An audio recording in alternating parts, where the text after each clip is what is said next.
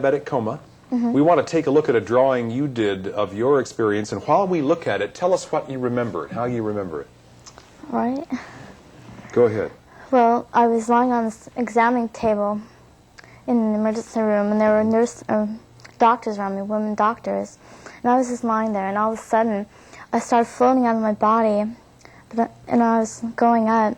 I saw myself lying there, pretty much practically dead, up to the ceiling, and I got up to the top, and I was up there, and then I collapsed, or I came out of it. Okay. Now, in your case, any tunnel, staircase, or dark pathway? No, no. How about a source of light? No, I didn't see any of the light of the typical experiences.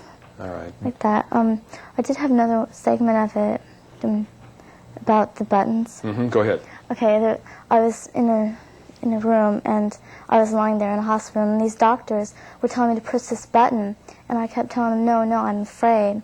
So they kept trying to persuade me to push the button. So I finally pushed the opposite button, and I collapsed. So I came out of it. And that's when the experience came to an end, when you pushed the wrong button. Yeah.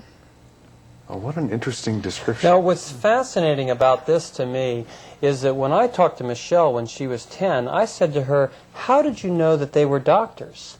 And she said, well, they were tall, and they were all white, and all dressed in white. And the 7-year-old child says to me, I saw some angels. And you say, how do you know they're angels? Well, they were all dressed in white. Another child says, well, they were doctors, but they described the exact same image. Now, was there a coma that followed your experience too, Michelle?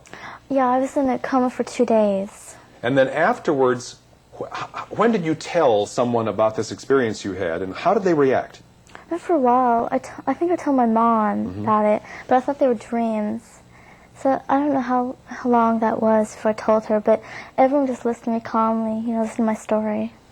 So in fact, and what was it, the coma, the diabetes that had brought you to this point of being quite near death? Yeah. My blood sugar was 2,400. Which, as Dr. Morse told me earlier, was the highest ever recorded here at Children's Hospital in Seattle. Yeah. So she, in fact, was close to death. She had less than a 10% chance of surviving. Wow.